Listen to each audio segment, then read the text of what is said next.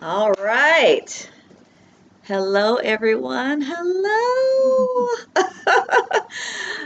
Deborah, I have not been on a live in so long. I Hey, feel like I'm everybody, coming nice home. to know you. Okay.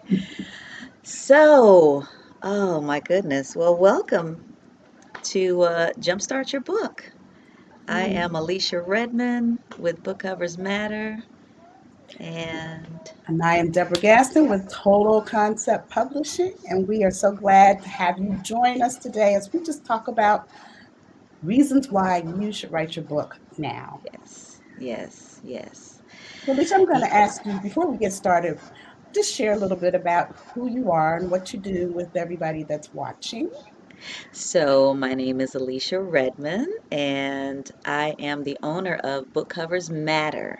And so started off in graphic design and many years ago. And I realized I really love working with authors. And so I decided to niche down and just focus on working with authors because I was doing, the CD covers and flyers and logos Mhm. but I decided to hone in and work with authors. And so I have published a few books myself, and I'm sure we can see yours as well, but these are two of mine. And then I started feeling pretty, uproot the lies, replant the truth, and live your life in full bloom, and your dreams speak. Biblical foundations in dreams and dream interpretation. And so that's a little bit about me. Yeah, Let's talk about you, Miss Deborah. I am Deborah Gaston, former English teacher turned author, book write slash writing coach, publisher, and I love to help people who, particularly those of ministry, people, aspiring authors, ministry leaders, kingdom-minded entrepreneurs, share their story or their expertise, their revelation, whatever message God has given them in a book by guiding them through the writing and self-publishing process. I am also an author of, let me see, I have Okay. God Speaks, which is my very first book, and then Finding Your Flow, Answering the Writer's Call Through Faith, Love, Obedience, and Worship. I have several other books that I have helped other people write or that I've edited as well, one of Yes. which is this one behind me. I don't know if you can see it. Uh, that my pastor Yeah. wrote, and Alicia did the cover, yay!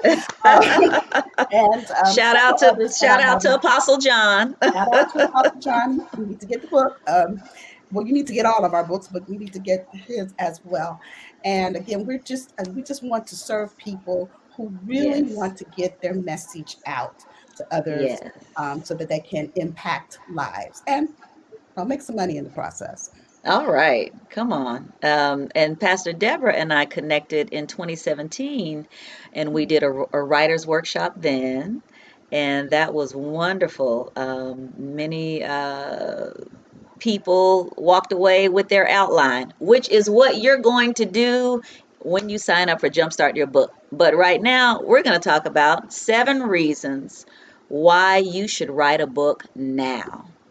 All right. So let's get into that. So the first reason, basically, a book, they say, Pastor Deborah, is the new business card, and I agree with it. Absolutely. Where, you would go to places and people got a card. Now it's like the thing that establishes you is having written a book. And so Yes. it opens the door for so many things that you can do. Let's Mhm. say you want to speak somewhere and it's you versus someone who has written a book on the same topic. They're more likely to go with the person that's written a book because they see them as an expert, they see them as an authority, and so that opens the door for you in a variety of ways. So Exactly. anybody that's trying to build any kind of platform, you probably need to write a book. Yes. I mean, if I was at a conference and two people approached me and one had a book in their hand and one handed me a business card, more than likely Mhm. that business card is either going in the deep divide that is my purse.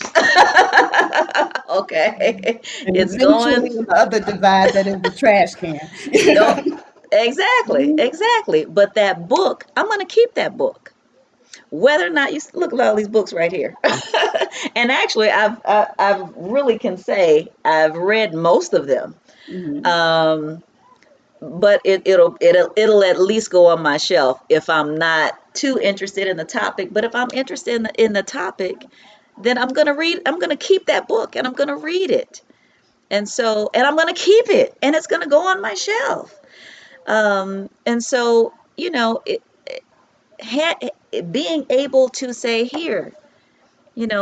here's my book. Take a gander at it, read it, and let me know what you mhm. think. I'm more than likely going to stay connected with that person than me just handing off that business card. Absolutely. And one of the other things is if you know that you're trying to build a business or you're trying to, develop a brand or grow a ministry. Again, it's almost the key that opens a book is the key that kind of opens the door for other ways of getting out there, whether it's speaking, whether it's, you want to coach or be a consultant, you want to get paid as a speaker, any of those things, having a book before you as you step out is always a way to open the door for all of those things. That is what I've learned is book sales by themselves don't really bring in a lot of money. So you're using your book as a way to create other streams of income. So, okay, so let's go back a little bit because you tapped into actually three Yeah. of our Other other reasons, reasons. yeah. Other reasons. Which one Kind of is hard. They speaking? all kind of They interconnected, they though. all Yes, right, they're all right. kind of interconnected. Because okay, so speaking opportunities. Let's talk about that and how it opens the door for speaking opportunities. I can say personally that my book, Your Dreams Speak. Okay, so number one. Okay, see, and it's like you said, it's all tying in because I had a course. I taught a Mhm, class. I created a class around dreams. That class actually created the book. Now, mhm. sometimes it's vice versa Right. and you write a book and you can create the course. So we're talking about points 2 and 3 here for speaking Absolutely. opportunities and creating a course. I was able to get speaking opportunities because of Mhm. this book. I'm able to get speaking opportunities around women's, topics because of this book. This book is about identity, finding your identity Mhm. and letting go of those lies. Anyway, that's another topic. And But absolutely. Same thing with me in terms of God speaks. That kind of opened the door for people to come in and say, can you come in and speak to us about hearing the voice of God? And so that, again, opens up a variety of opportunities. And then you got your foot in the door. So a good way to get speaking engagements is to have a book. yes, yes.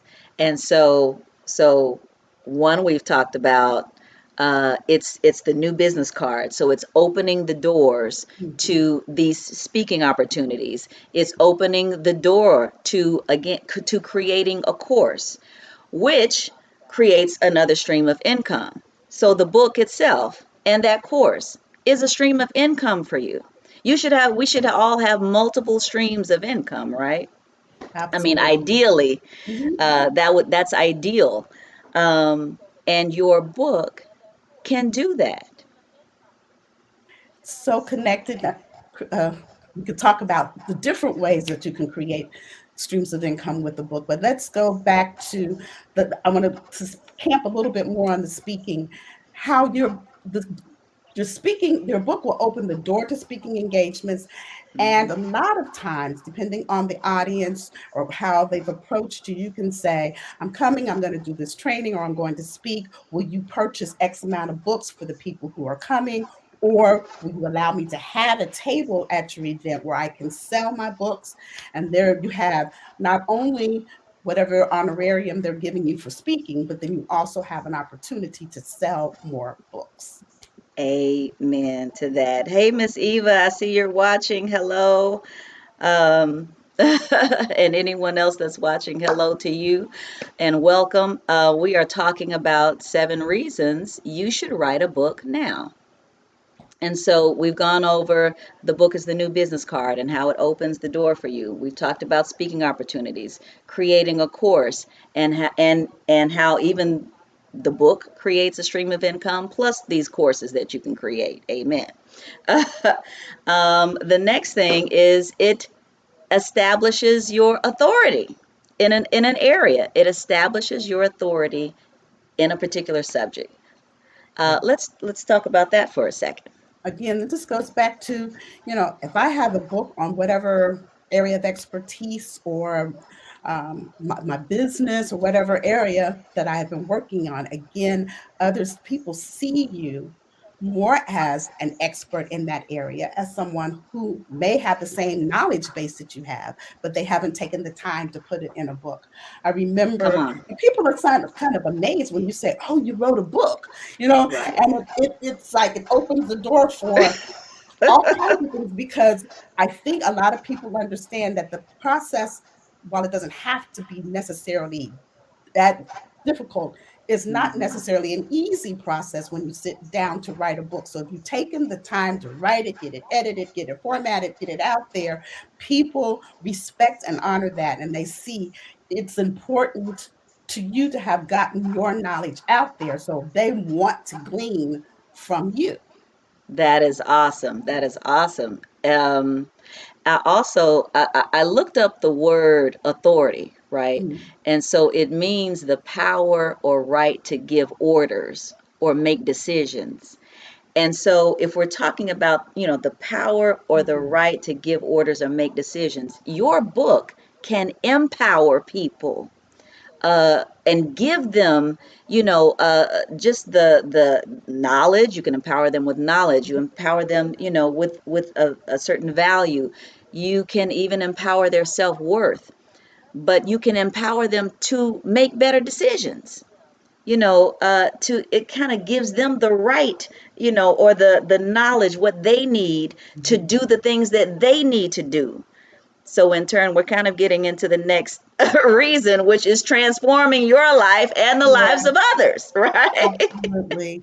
The ultimate goal in writing a book is that you really want to help solve a problem for someone or see them change in some kind of way.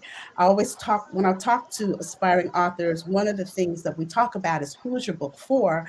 Mm, Primarily, someone who's been through something that similar to what you've been through, and you're on the other side of it, and therefore you have a voice to help them, at least give them some kind of hope or encouragement, but ultimately to change in some kind of way. And yes, that's the ultimate goal. You want transformation. You don't want to just put a book out there for the sake of putting a book out there, but you want your reader to gain something that's going to move them from, yes, at least from point A to point B. You're not trying to change their entire life, but you want to move them and give them hope that there is a possibilities for something better or something more. absolutely, absolutely. Hey, India, I don't know if you're still on, but hello and welcome. Um, and then the last reason that we discussed was just about leaving a legacy. Mhm, What is your legacy? What is the knowledge or the wisdom that you want to pass on? What is the gift of story that you want to pass on? Whether your book is nonfiction or fiction, mhm. there is something that is within you. And let's talk about that whole, let's talk about obedience to Mm, God that yeah, you mentioned earlier. We were talking about all kinds of reasons. We honed in on 7, but there's so many there are other so many. reasons. But before And we talk one about, being, go ahead. I'm go sorry. Go ahead. ahead. Yeah, one being obedience. Go Yeah. ahead and Before we talk talk about about that. the obedience, I kind of want to go back to this legacy thing. One of the Yes. things that you must recognize is your book will outlive you. So for Now, generations to come, somebody that type book that will in the go chat. on to Hey, India. change someone's life. When you're gone on to be with the Lord, hopefully that's where you're going. And then the book is still here. I mean, we're reading. I mean, I was an English major. I'm reading Shakespeare. He's long been gone, but the stories Okay. and the plays that he has written, the poems, are still impacting lives today. There are Exactly. readers who have, I mean, authors who have written tons of Christian books that have long gone, but they are Right. impacting my life today. And that's what your book can do for generations and generations to come. Listen, I was a little girl reading highlights. Okay, I know I'm Yes, I am I aging remember. myself here, dating myself here. But I used to read, I poured over highlights and I poured over this book of Bible stories. It was like for kids, book of Bible stories for kids. And I those two things I love them. And now, and mind you, we did not I didn't grow up in church in my household, right? We didn't grow up in church. But we had a Bible, and somebody had given me that book, and that book, little did I know, you know, and why, and I was just drawn to these stories. It Mhm, it really kind of changed my life and kind of guided the way that I thought as a child, even. mhm, I was 8 years old asking my father, well, they teach us, that we come from apes, evolution in school, but this says we're created in the image of God. And my dad said, well, when you get older, you can make your decision. Basically, he mhm. left that up to me. But I chose at that time to believe that I was created in the image of God. I didn't come from a monkey. Right. Right, So, right. that changed my view of even like receiving God. So, yeah. And just piggyback a little bit more on that. I grew up again in a family. My father was an avid reader, and I remember him reading stories to him. I was cuddling up in the bed with my mom reading books to me, and hearing the stories sparked a writer in me. And I said, I want to be able to have the same impact on other Oh, people through the words that I write that these books are having on me. And so, again, they were not necessarily all modern day stories. These were stories by people who had long gone, but the impact and opening up my imagination and touching that spark in me to want to be a writer as well, because I could see the power of words. yes, yes. What I think actually what sparked writing, if we're going to just talk a little bit about writing here, in me, actually it was the Twilight Zone, like, and like TV shows, and Mhm, so I am a screenwriter. I do write for film, but I write, but God actually, okay, so this was the book that God was really like, I want you to write this book. mhm. I want you to write a book, Yeah. you know.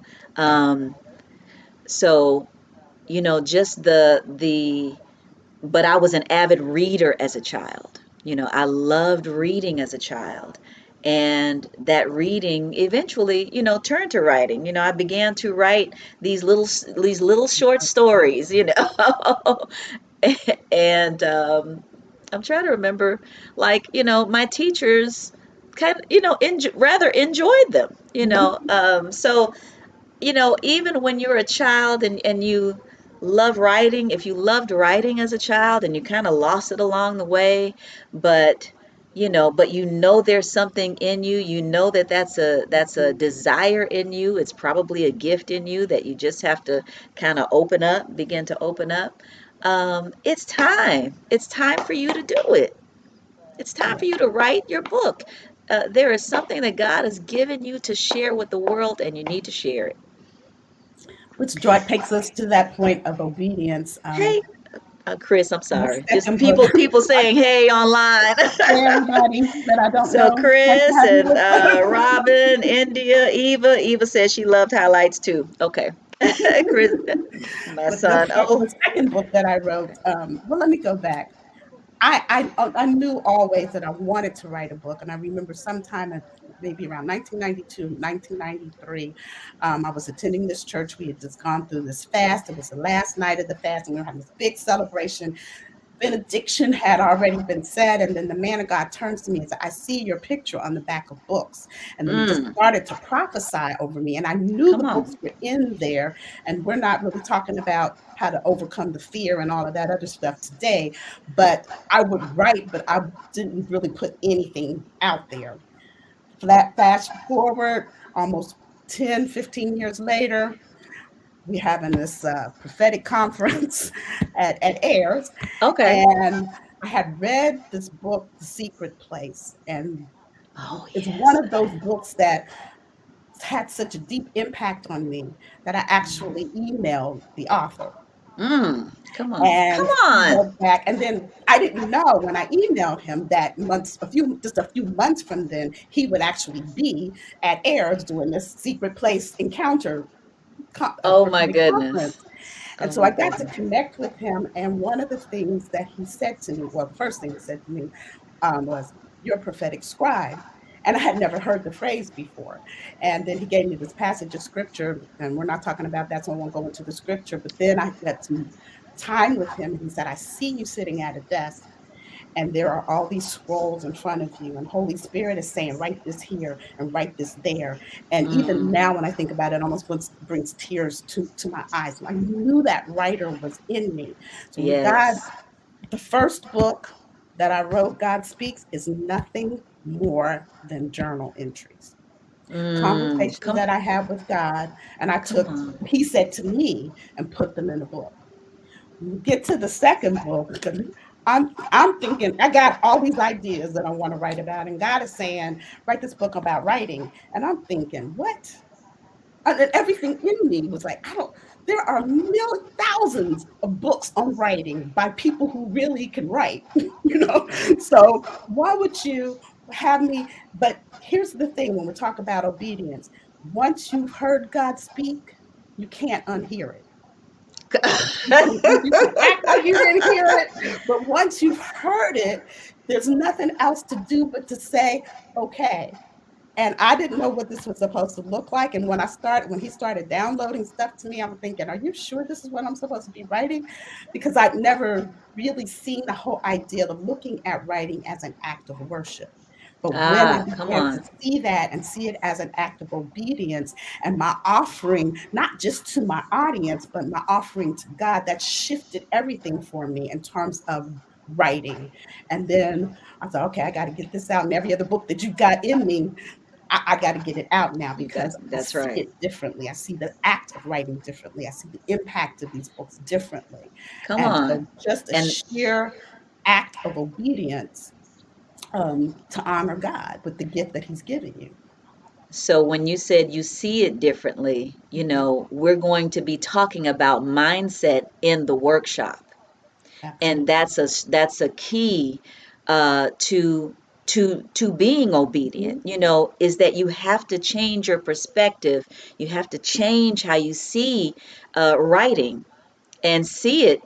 I mean, it's so much bigger than you, really. Absolutely.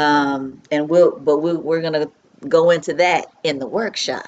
And speaking of workshops, Speaking of workshops, this is all for Jumpstart Your Book Virtual Writers Workshop that we are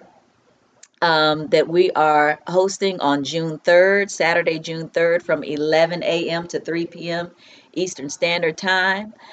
Um, you can register at that URL at the bottom there, that site. You got to put in HTTPS though. Don't do the www. It's an HTTPS site. Just go there and go to the Eventbrite. Check it out. We would love to help you jumpstart your book. You see, we're going to be talking about shifting your mindset, clarifying your idea, and you will walk away with an outline for your book. It's time. It's time, right, Pastor Deborah? absolutely. So I want to say this because when we say jumpstart your book, some of you may have started writing or somewhere in the process of writing your book. You think, oh, I don't need a workshop like this, but I guarantee you, you do. So if you're struggling to get started, This will help you get started. If you've already started, this will help you clarify some things. As an editor, I have worked with people who have completed manuscripts, and then when I get them to edit, I recognize you really need to start over. And so before, I don't want anybody to have to go back and do major changes in a manuscript when they can get the foundation first. And even so, even You if you know, started writing, I have a client and she started writing a book, and then when I walked through some of the things that we're going to talk about in the workshop with her, she realized, oh, I need to shift some things. I need to make some changes. So before she was completely finished with her manuscript, it makes so much easier mhm, for an editor and for you as well, because now you can see how the things uh, fall together. And one of the key right, things I think people overlook is this planning stage of the process. I got an outline, I got an idea, I'm going to sit down and just start writing, and then I guarantee you'll be frustrated, and you more than likely won't finish the book if you don't go through all the phases of the right. process. And there are things that will help your cover designer, your editor, that will Mhm. help make the process so much smoother.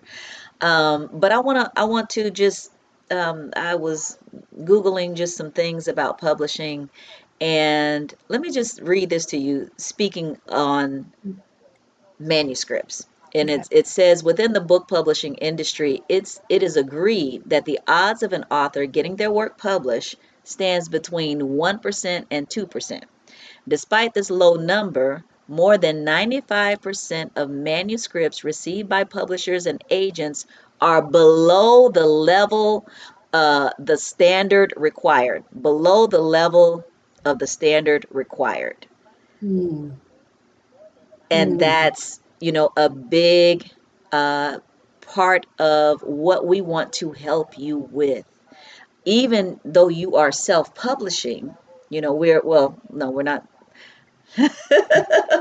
That we're getting ahead right We're there, kind of but getting ahead. but you might self-publish, right? We are advocates of self-publishing, Absolutely. okay, but we're also advocates of excellence in self-publishing, Mhm. excellence. And so you want your manuscript, you want your book to be able to stand on a shelf in Barnes and Noble someplace. Your self-published book, should you choose to self-publish, you want that book to be able to stand. But it starts with a manuscript that can stand. And so, Absolutely. You Self-publishing for years kind of got a bad rap. So people think, well, I'm only really a real author if I get a publishing deal with a traditional publishing house. But again, the odds of getting one, especially now, are very slim. Got to get an agent because most companies are not taking um, un, unsolicited manuscripts. And if you don't already have a following and can prove to them that the book is going to sell, come on. chances are they're not. I've discovered a really interesting fact, and that is, I don't know how many have read the Shack, Hmm. but the author wrote the book primarily for his family, for his kids, as a Christmas gift, so they could kind of understand his background and why he was the way he was. And several friends said, "Well, I think that you should." Get it published, make some tweaks, and send it into some publishers and see publishers. He sent it to Hmm. 26 publishing houses, and all Wow. 26 rejected it. So he decides he's going to Wow. self-publish. And within 2 years, he'd sold over 1 million copies of a self-published book. So don't stop publishing, but again, you have to put in the work. You need to work with a team that can help you produce. I never say perfect because it's not going to be perfect. But Right. if I'm looking at believers, I believe we're talking to some believers in this space that God deserves excellence. Yes. So if you're Come on. representing Him, you want to produce a book that can stand, as Alicia said, next to any book that was published by a traditional publishing house. Exactly. Exactly. I had no idea about that story. Mhm. Robin says, that Robin said, I started a book in the 90s and lost it, but most of it is still in my head. Still, I could probably rewrite it. Yes, you can, Robin, and we would love to help you with that process. So if that's something that you want to do, the thing is, the 90s, that was the 90s. Story But started here's the then. thing, you know so much more now than you did back then. Absolutely. And so you can, that story, if it's nonfiction or fiction, whatever it is, it could be fuller and richer because you know so much more, because you're wiser. Um, so sign up, get registered for Jumpstart Your Book. Hi, Melissa. My daughter Melissa is watching. She's a spiritual daughter. She says, how many phases are there? So I suppose she's asking, like, how many phases of writing are there? Ooh. So, I think the writing process is different for each person. Uh, However, there is writing it, right? There's you Mhm. know, honing in on your idea, coming up with an out. Now, one of the biggest problems I think that some people have, some writers have, is trying to cram a lot of ideas into one book. Exactly. My Exactly. spiritual daughter Angelica's watching, hey Angelica, trying to cram a lot of ideas in one book. And That's it. that's number one. That's it. Let's start with one idea and expound upon that one idea in the most succinct way possible. And that itself can be a process, right? It is a process. It absolutely, and that's part of that planning process. I remember I was working with a gentleman who um, he thought his story was about dealing with PTSD once he Hmm. was a Vietnam vet. And the more I talked to him, I said, I think there's a bigger story here because he grew up in the Jim Crow South. He'd gone to Vietnam and had a bomb explode like just feet from him and survived it. Oh my goodness. He in his own words, became a criminal, drug addict, almost Wow. OD'd, survived that. There were so many things. And then when I met him, he was dealing with some things health wise, misdiagnosed for some things. And I said, I really think your story is that you should not be here. So while PTSD is a part of that, the Come bigger on. story is the grace of God that's been on your life all of these years. And he said, I think you got something. So we kind of shift the direction of the book to include this is the hand of God on someone's life and what you can learn from that. And so honing in on what the real story is and That's narrowing it. it down, as Alicia said, you cannot tell your whole life story in one book. Right. No, you cannot. So but you have to but boil but that with a down. good coach, you can pull that real story. Mhm. Sometimes, you think it's one thing, but having another ear listen to it can Mhm. help you hone in on what the real story just might be. Might be. Absolutely. So there, that process, and I have a kind of a framework. So we're talking about the planning stage, coming up with that idea, narrowing it down to something that you can manage. In you don't want a book with 100,000 words or 250, 300 pages, because nobody's going to read all of that. And narrowing it down Say to say something that you wait, say can that one more time. Say, wait a minute. Wait a handle. minute. Let's just say that one more time. I have received manuscripts to edit that have been 80,000, 100,000 words. They're over 100 pages in a Word doc. So by the time you trim it down to whatever size trim you're going to make, it's going to be 200, 300 words, pages. And that's just too long. It's too long. It's too It's long. too long. It's too long. So keep that in mind, people. You can have volume one, volume two, volume three. You can have as many volumes as you want. Don't put Absolutely. it all in one book. Okay. I'm sorry. So That's okay. go ahead. You No, talking about the framework. Talk about yeah. the framework. So planning, I think, is probably one of the most important parts of the writing process. And then once you've got a framework, you've got an outline that you can go through, and we'll talk about this more. Um, then you're going into your writing or penning phase. So that's when you're going to do your first draft. We're not talking about this process, but you're writing your first draft, and then you have to do some self editing, some revising, and some rewriting. I call this the polishing stage before you send it to a professional editor. And yes, I don't care if you got a degree in English, I don't care how good you are as a writer, you must have another pair of objective eyes look at your manuscript. So you're going to plan it, you're going to pen it, you got to polish it, and that includes hiring an editor.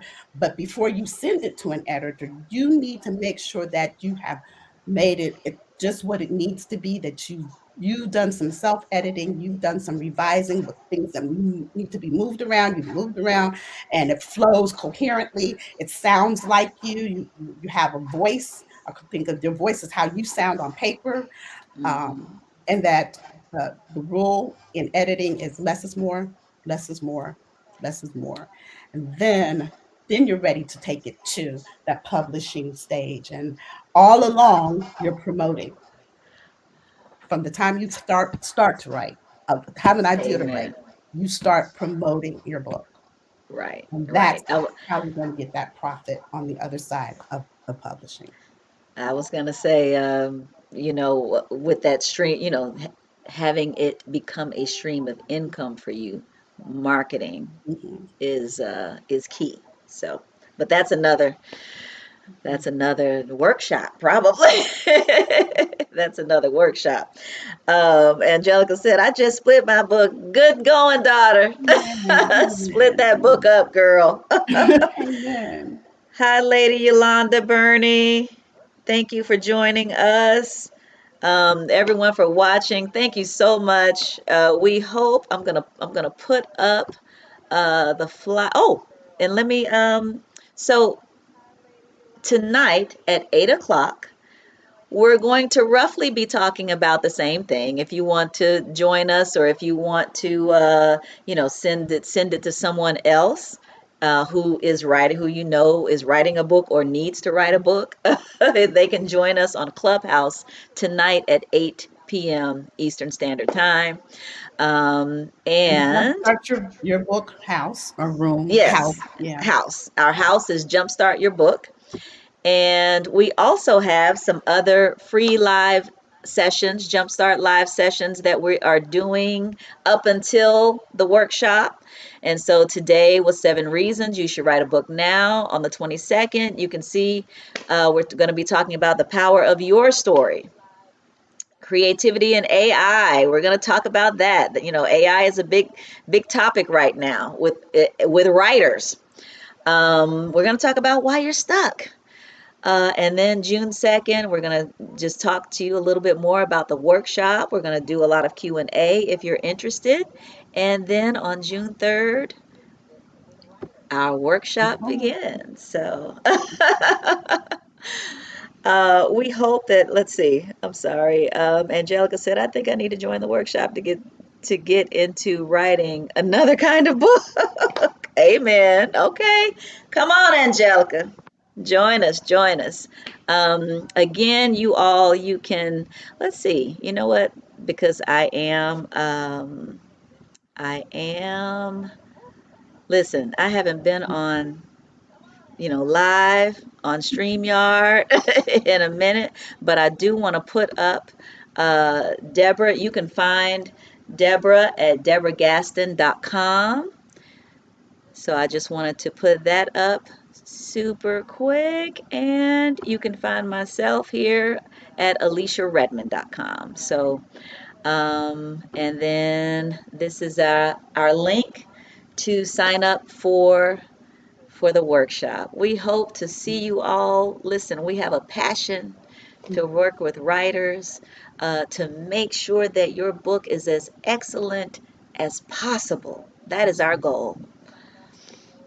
Uh, Absolutely. Okay. I wasn't sure if you were saying something. I was just Okay. going to say absolutely. And again, you can follow me on Facebook as well, Yes. and hope to see you on Clubhouse. Share this with other people. Share the replay. Share that will be on Clubhouse this evening with other people that you know are writing, desire to write a book. And we would love for them to join us on our lives, and particularly on June 3rd as we jumpstart Yes. your book. Yes. So we will be on those dates. Will be that I just posted. Let me see. Let me go back to that just super quick. We will be on Facebook Live on these dates at 12, and we'll be on Clubhouse at 8 p.m. So I just wanted to let you all know that. We love you guys. We hope to see you on June 3rd. Hope to see you on some of these other sessions and get some more of your feedback. Thank you, Eva. Eva said, love it. Melissa said, and just a quick recap of the 7 reasons. Okay, I think we gave more quick. than seven, but go ahead and give We did, but the main 7 that we gave, well, and we might say some of the extra ones, but it was your book is the new business card. Your book is a door to speaking opportunities. That's number 2. Number 3, you can create a course from your book. 4 is a stream of income, so you can create streams of income. 5, it establishes your authority in an area. 6, it transforms lives, yours and your readers. And then 7, you can leave a legacy. It leaves a legacy. So, and and then it's an act of also, obedience, right? and you know what? The bonus is 8. It is an act of obedience. Because if the Lord has told you to write, you've got to be obedient and you've got to write. And sometimes you just need help. You Mhm. know, one of my biggest things I will always say is accountability. Accountability will get you there. Accountability, if you're trying to get someplace, accountability will get you there when your own will might not. Okay, when your own fortitude and strength may be a little too low. You can do it with some accountability, and so. We hope to see you guys. We're gonna go ahead and close it out. If there aren't any other questions or comments, you're welcome, Melissa. She said awesomeness. Thank you.